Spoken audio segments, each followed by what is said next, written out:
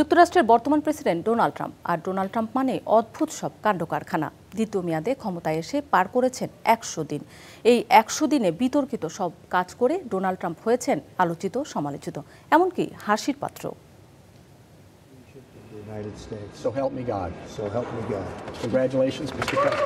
America first মূলনীতি বাস্তবায়নের লক্ষ্য নিয়ে দ্বিতীয় মেয়াদে যুক্তরাষ্ট্রের মসনদে বসেন ডোনাল্ড ট্রাম্প। চলতি বছরের ২০ জানুয়ারি শপথ নেন দেশটির ৪৭তম প্রেসিডেন্ট হিসেবে। এরই মধ্যে ট্রাম্পের ১০০ দিন অতিক্রম হয়েছে। এ কদিনেই যুক্তরাষ্ট্র থেকে অভিবাসীদের বিতাড়ন, বিশ্বের বিভিন্ন দেশে শুল্ক আরোপ আর স্থগিত করে ব্যস্ত রেখেছেন সব দেশকে। বাণিজ্য যুদ্ধে জড়িয়েছেন চীনের সঙ্গে। চীন সহ কয়েকটি দেশে পাল্টা প্রতিক্রিয়ায় কঠোর অবস্থান থেকে আবার কিছুটা সরেও এসেছেন ট্রাম্প। শুল্ক আরোপের সময়সূচি ও মাত্রায় কিছুটা ছাড় দিয়েছেন।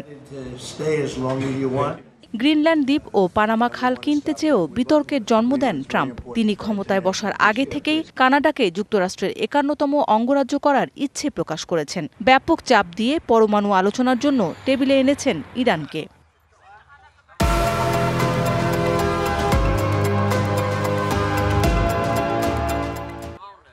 রাশিয়া ইউক্রেন যুদ্ধ দ্রুত অবসানের ইঙ্গিত দিলেও এখনও তা আলোর মুখ দেখেনি। উত্তরসূরি জো বাইডেনের বিপরীত পথেও হেঁটেছেন চলতি মেয়াদে। বাকবিতণ্ডায় জড়িয়েছেন প্রেসিডেন্ট ভলোদিমির জেলেনস্কির সঙ্গে।